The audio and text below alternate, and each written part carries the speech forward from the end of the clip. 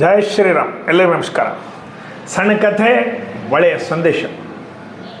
ಸ್ವಾಮಿ ವಿವೇಕಾನಂದರು ಕೇದಾರಕ್ಕೆ ಹೋದಾಗ ಒಂದು ಪ್ರಾಂತದಲ್ಲಿ ತಿರುಗಾಡ್ತಾ ಇದ್ದರು, ಹಿಮಾಲಯ.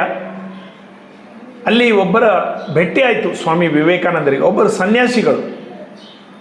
ಅವರು ಸಾಯಂಕಾಲದ ಹೊತ್ತಿಗೆ ಸ್ವಾಮೀಜಿ ಅವ್ರ ಜೊತೆಗೆ ಮಾತಾಡ್ತಾ ಕೂತಿದ್ರು. ಪೂರ್ವ ವೃತ್ತಾಂತ ಏನು, ನೀವು ಯಾರು, ಎಲ್ಲಿದ್ದು ಬಂದಿದ್ದೀರಿ ಅಂತ ಆ ಸನ್ಯಾಸಿ ಕೇಳಿದ್ರು. ಅವ್ರು ಹೇಳಿದ್ರು, ನಾನು ರಾಜಸ್ಥಾನದಿಂದ ಬಂದಿದ್ದೀನಿ, ನಾನು ದೊಡ್ಡ ಬಿಸ್ನೆಸ್ ಮ್ಯಾನು, ಎಲ್ಲ ಬಿಸ್ನೆಸ್ ಬಿಟ್ಬಿಟ್ಟಿದ್ದೀನಿ. ನಾನು ದೊಡ್ಡ ದೊಡ್ಡ ಶಾಪ್ಸು ಅವು ಇವು, ಸಣ್ಣ ಒಂದು ಫ್ಯಾಕ್ಟ್ರಿ ಇತ್ತು, ಎಲ್ಲ ಕೆಲಸ ಮಾಡ್ತಿದ್ರು 100 ಜನ, ಎಲ್ಲ ಬಿಟ್ಟಿದ್ದೀನಿ. ಸಣ್ಣ ನನಗೆ 3-4 ಮಕ್ಕಳು, ಹೆಂಡತಿ ಅವರೆಲ್ಲ ಇದ್ದಾರೆ. ಎಲ್ಲ ಬಿಟ್ಟು ಸನ್ಯಾಸ ತೊಗೊಂಡ್ಬಿಟ್ಟಿದ್ದೀನಿ. ಇಲ್ಲೇನು ತೊಪ್ಪಲ, ಗಡ್ಡಿ, ಗೆಣಸು, ಹೂವು, ಹಣ್ಣು ಏನು ಸಿಗ್ತಾವೆ ತಿಂದಿರ್ತೀನಿ, ಧ್ಯಾನ ಮಾಡ್ತೀನಿ, ಒಂದು ಸಣ್ಣ ಗುಡಿಸಲು ಹಾಕ್ಕೊಂಡಿದ್ದೀನಿ, ಯಾವುದೇ ಅಪೇಕ್ಷೆಗಳು ಕೋರಿಕೆಗಳಿಲ್ಲದೆ ಪ್ರಶಾಂತವಾಗಿದ್ದೀನಿ ಅಂಥೇಳಿ ಎಲ್ಲ ಹೇಳಿದರು. ಅವಾಗ ವಿವೇಕಾನಂದರು ಮಾತಾಡ್ತಾ ಹೇಳಿದರು, ನಾನು ಜಗತ್ತಿನ ಅನೇಕ ಕಡೆ ತಿರುಗಿ ಬಂದೆ, ಅಮೇರಿಕಕ್ಕೆ ಹೋಗಿದ್ದೆ, ಬೇರೆ ಯುರೋಪ್ ಕಂಟ್ರೀಸ್ ಹೋಗಿದ್ದೆ, ಎಲ್ಲ ಕಡೆ ಹೋಗಿದ್ದೆ, ಎಷ್ಟೋ ಜನರನ್ನು ನೋಡಿದೆ, ನಿನ್ನಂಥ ಸ್ವಾರ್ಥಿ ಮನುಷ್ಯನ ನಾನು ಎಲ್ಲಿ ನೋಡಿಲ್ಲ. ಅವನಿಗೆ ಆಶ್ಚರ್ಯ. ನಾನು ಹೆಂಡರು ಮಕ್ಕಳು ಸಂಸಾರ ಎಲ್ಲನ ಬಿಟ್ಟು ತ್ಯಾಗ ಮಾಡಿ ಬಂದು ಹಿಮಾಲಯದಲ್ಲಿ ಕುಂತು ತೊಪ್ಪಲಾಗ ಅಡ್ಡಿ ಗೆಣಸು ತಿಂದು ಜೀವನ ಮಾಡಿದೆ, ನನಗೆ ಸ್ವಾರ್ಥಿ ಅಂತಿರಲ್ಲ ಸ್ವಾಮಿ, ಏನು ಕಾರಣ? ಅವಾಗ ಸ್ವಾಮಿ ವಿವೇಕಾನಂದರು ಹೇಳಿದ ಮಾತುಗಳು, ನೀ ಇಲ್ಲಿ ಎದಕ್ಕೆ ಕೂತಿದ್ದಿ? ನನಗೆ ದೇವರು ಬಗ್ಗೆ ಧ್ಯಾನ ಮಾಡ್ತಾ ಇದ್ದೀನಿ, ಅದರಲ್ಲಿಂದ ಏನಾಗ್ತದೆ? ದೇವರು ಪ್ರತ್ಯಕ್ಷ ಆಗ್ಬೋದು, ಅದರಲ್ಲಿಂದ ಏನಾಗ್ತದೆ? ನನಗೆ ಮೋಕ್ಷ ಆಗ್ತದೆ. ಅಂದರೆ ನಿನಗೆ ದೇವರು ಪ್ರತ್ಯಕ್ಷ ಆಗಬೇಕು, ನಿನಗೆ ಮೋಕ್ಷ ಆಗಬೇಕು, ನಿನಗೆ ದೇವರ ದರ್ಶನ ಆಗಬೇಕು, ನೀನು ಈ ಬಂಧನಗಳಿಂದ ಮುಕ್ತಿ ಆಗಬೇಕು. ಈ ನಾನು ನಾನು ನಾನು ನಾನು ಅಂಥೇಳಿ ಏನು ವಿಚಾರ ಮಾಡಲಿಕ್ಕತ್ತಿಲ್ಲ. ನಾನೊಬ್ಬನು ಮೋಕ್ಷ ಆದ್ರೆ ಸಾಕು, ನನಗೊಬ್ಬ ಬಂಧನದಿಂದ ಮುಕ್ತ ಆದ್ರೆ ಸಾಕು, ನನಗೊಬ್ಬನಿಗೆ ದೇವರ ದರ್ಶನ ಆದ್ರೆ ಸಾಕು ಅಂತಕ್ಕಂಥ ವಿಚಾರನೇ ಸ್ವಾರ್ಥದಿಂದ ಕೂಡಿತು.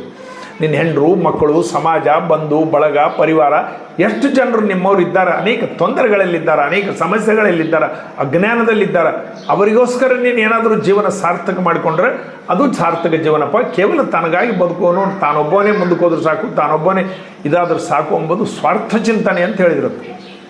ಆವಾಗ ಅವನಿಗೆ ಜ್ಞಾನೋದಯ ಆಯಿತು. ಖರೆ ಅದು, ನಾನು ಇಲ್ಲಿ ಬಂದು ಸುಮ್ಮನೆ ತಪಸ್ ಮಾಡ್ಕೋತ ಕೂಡೋದ್ರಲ್ಲಿ ಏನೂ ಅರ್ಥ ಇಲ್ಲ, ಹೋಗೋಣ ಅಂತೇಳಿ ಮತ್ತು ವಾಪಸ್ ಹೋಗಿ ಅಲ್ಲೊಂದು ಆಶ್ರಮ ತೆಗೆದು ಜನರಿಗೆಲ್ಲ ವೇದಾಂತ ಹೇಳೋದು, ಅನೇಕ ಧಾರ್ಮಿಕ ಚಟುವಟಿಕೆಗಳು, ಕಾರ್ಯಕ್ರಮಗಳು, ಆತ್ಮೋದ್ಧಾರದ ಕೆಲಸಗಳು ಜನರಿಗೆಲ್ಲ ಹೇಳ್ಕೊತ ಸತ್ತ ಅಂತೇಳಿ ಕತೆ ಬರ್ತದೆ. ನೋಡ್ರಿ, ಸ್ವಾಮೀಜಿ ಹಿಂದಿರ್ತಕ್ಕಂಥ ಉದ್ದೇಶ, ನೀವು ಕೇವಲ ನಿಮಗಾಗಿ ಬದುಕಬೇಡ್ರಿ. ಕೇವಲ ನಾನೊಬ್ಬನು ಇದಾದ್ರೆ ಸಾಕು, ನಾನೊಬ್ಬನು ಶ್ರೀಮಂತ ಆದ್ರೆ ಸಾಕು, ನಾನೊಬ್ಬನು ಆರಾಮಿದ್ರೆ ಸಾಕು, ನನಗೊಬ್ಬನು AC ಇದ್ರೆ ಸಾಕು, ಇದನ್ನೇ ಚಿಂತನೆ ಮಾಡಬೇಡ್ರಿ. ಎಲ್ಲರೂ ಬದುಕಬೇಕು, ಎಲ್ಲರೂ ಇದು ಮಾಡ್ಬೇಕಂತ ಹೇಳಿ. ಒಮ್ಮೆ ಒಬ್ಬ ಇದೇ ರೀತಿ ಕಥೆ ಬರ್ತದೆ. ಸನ್ಯಾಸಿ, ಅವನಿಗೆ 8 ಮಂದಿ ಮಕ್ಕಳು, ಸಣ್ಣ ಸನ್ಯಾಸ ತೊಗೊಂಬದಕ್ಕಿಂತ ಮೊದಲು 8 ಮಂದಿ ಸಣ್ಣ ಮಕ್ಕಳು. ಕೊನೆ ಕೂಸು ತಾಯಿ ಮಲೆ ಹಾಲು ತಿಂತಿತ್ತು. ಜೀವನನೇ ಬೇಸರ ಬಂತು. ಹಿಮಾಲಯಕ್ಕೆ ಹೋಗಿಬಿಟ್ಟ. 20 ವರ್ಷ ತಪಸ್ಸು ಮಾಡಿದ. 20 ವರ್ಷ ನಂತರ ಬಂದ ವಾಪಸ್. ಅವಾಗ ಈ 8 ಮಂದಿ ಮಕ್ಕಳು, ಹೆಂಡತಿ ಊರಲ್ಲೇ ಇದ್ದರು. ಅವರೆಲ್ಲ ದೊಡ್ಡವರಾಗಿಬಿಟ್ಟಿದ್ರು, ಎಲ್ಲರೂ ಏನೇನು ಕೆಲಸಗಳು ಮಾಡ್ಕೊತಿದ್ರು. ಆ ಸನ್ಯಾಸಿ ಊರಾಗ ಬಂದಾಗ ಎಲ್ಲರೂ ಖೂನ ಹಿಡಿದ್ರು, ನೀವು ನಮ್ಮವರೇ, ನೀವು ಸನ್ಯಾಸ ತೊಗೊಂಡು ಹೋಗಿಬಿಟ್ಟಿದ್ರಲ್ಲ. ಹೌದು ಅಂದ. ನಾನು 20 ವರ್ಷ ಹಿಮಾಲಯದಲ್ಲಿ ತಪಸ್ಸು ಮಾಡಿ ಬಂದಿದ್ದೀನಿ, ಮಹಾನ್ ಶಕ್ತಿ ಬಂದದ್ದು ನಿಮ್ಮ ಹತ್ರ ಅಂತ ಎಲ್ಲರೂ ಅಥವಾ ಬ್ಯಾಂಡು ಭಜಂತ್ರಿ ಸಂಗತಿ ಊರಾಗ ಕರ್ಕೊಂಡು ಬಂದರು. ಮೊದಲು ನಿಮ್ಮ ಮನೆಗೆ ನಡ್ರಿ, ನಿಮ್ಮ ಹೆಂಡತಿ ಇದ್ದಾಳೆ, ಅಲ್ಲೇ ಪಾದ ಪೂಜೆ ಆಗಲಿ, ಅಲ್ಲೇ ನಿಂದು ಆದರ ಸತ್ಕಾರ ನಾವೆಲ್ಲ ಮಾಡ್ತೀವಿ. ಸರಿ ಅಂದ್ರೆ ಹೋದರು. ಮನೆಗೆ ಹೋದರು. ಹೆಂಡತಿಗೆ ಹೇಳಿದ್ರು, ನೀನು ಗಂಡ ಬಂದಾನ, 20 ವರ್ಷ ಆಯಿತು ನೋಡು, ಹಿಮಾಲಯಕ್ಕೆ ಹೋಗಿ ಬಂದಾನ, ಎಲ್ಲ ಸಾಧನ ಮಾಡಿ ಬಂದಿದ್ದಾನ, ಎಲ್ಲ ಎಷ್ಟು ಇದು ಮಾಡಿ ಬಂದಿದ್ದಾನೆ, ತಪಸ್ಸು ಮಾಡಿ ಬಂದಿದ್ದಾನೆ, ಆಶೀರ್ವಾದ ತಗೋರಿ, ಎಲ್ಲರೂ ಪಾದ ಪೂಜೆ ಮಾಡಿರಿ. ತಾಂಬಣ್ಣಿಟ್ಟು ಕಾಲು ತೊಳೆದು ಅವ್ರಿಗೆ ಗಂಧ ಹಚ್ಚಿ ಪಾದ ಪೂಜೆ ಅವು ಇವು ನಡೀತು. ಹಾಲು ಚಲೋ ಕೇಸರಿ ಹಾಕಿ ಹಾಲು ತೊಗೊಂಡು ಬರ್ರಿ. ಹಾಲು ಕಾಯಿಸಿದ್ರು, ದೊಡ್ಡ ಗ್ಲಾಸ್ ತುಂಬ ಹಾಲು ಕೇಸರಿ ಹಾಕಿ ಹಾಲು ತೊಗೊಂಡು ಬಂದು ಹಾಲು ಕೊಟ್ಲು ಹೆಂಡತಿ, ಕುಡೀರಿ ಅಂತಂದು. ಹಾಲು ಕೈಯಾಗಿ ಕೊಡೋಕಲ್ಗೆ ದೊಡ್ಡ ಮಗಳು ಬಂದ್ಲು ಹೊರಗೆ. ನೋಡಿದ್ಲಿ, ಏನು ಗದ್ಲಿ ನಮ್ಮ ಮನ್ಯಾಗ, ನಿಮ್ಮ ಅಪ್ಪ 20 ವರ್ಷ ಕೆಳಗೆ ಹೋಗಿದ್ನಾರ, ದೊಡ್ಡ ಸಂತ ಆಗ್ಯಾನ ನೋಡು, ಎಷ್ಟು ಸಾಧು ಆಗ್ಯಾನ, ಹಿಮಾಲಯದಾಗ ತಪಸ್ಸು ಮಾಡಿ ಬಂದಾನ, ನಿಮ್ಮಪ್ಪನ ಪಾದ ಪೂಜೆ ನಡೆದ, ನಾವೆಲ್ಲ ಬಂದೀವಿ ನೋಡು, ಎಷ್ಟು ಪುಣ್ಯ ನಿಂದು. ಆಕೆ ಹೇಳಿದ ಮಾತುಗಳು ನಾವೆಲ್ಲ ಜ್ಞಾಪಕ ಇಡಬೇಕು. ನಾಲಾಯಕವ, ಹಾಲು ಕುಡಿಬೇಡ, ನಮ್ಮ ಮನೆಗಿಂದ ಒಂದು ತೊಟ್ಟು ನೀರು ಸಹಿತ ಕುಡಿಬೇಡ, ಗಟಾವಟ್ ಎದ್ದು ನಡಿ, ಇಲ್ಲಿದ ಹಿಂದಿ ಒಳಗದ ಅದೆಲ್ಲ ಡೈಲಾಗ್ಸ್. ಏನು ಮನುಷ್ಯ ನೀನು, ಮನುಷ್ಯನ ನೀನು? ಸಣ್ಣ ಕೂಸು, ನಮ್ಮ ತಮ್ಮ ಸಣ್ಣವ ಎದೆ ಹಾಲು ಕುಡಿತಿದ್ದ ನಮ್ಮ ತಾಯಿದು. ಆ ಹೊತ್ತಿನಾಗ ಇವ 8 ಮಂದಿ ಮಕ್ಕಳನ್ನ ಬಿಟ್ಟು ಹೋಗಿ ಅಡವಿಗೆ ಹೋಗಿ ಕೂತಾನೆ, ಹಿಮಾಲಯಕ್ಕೆ ಹೋಗಿ ಕೂತಾನೆ.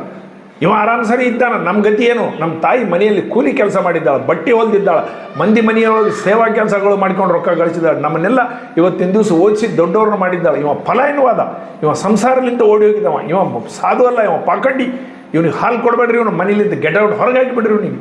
ಅಷ್ಟು ಆವೇಶಲಿಂದ ಹೇಳ್ತಾಳಕ್ಕೆ. ನೋಡ್ರಿ, ಕಾರಣ ಏನಪ್ಪ ಅಂತಂದ್ರೆ ಸಂಸಾರದಲ್ಲಿ ಈಸಬೇಕು, ಇದ್ದು ಜಯಿಸಬೇಕು ಅಂತ ಹೇಳಿ ನಮ್ಮ ಕರ್ತವ್ಯ ಮಾಡೋದೇ ಧರ್ಮ. ನಮ್ಮ ಕರ್ತವ್ಯನೇ ನಮ್ಮ ಕೆಲಸ. ಅದನ್ನೇ ಕೌಶಿಕ ಋಷಿಗಳಿಗೆ ಕಾಗಿ ಮ್ಯಾಲೆ ಹೊಲಸು ಮಾಡ್ತದೆ, ಮ್ಯಾಲೆ ನೋಡ್ತಾರೆ ಕಾಗಿ ಸುಟ್ಟು ಬೀಳ್ತದೆ.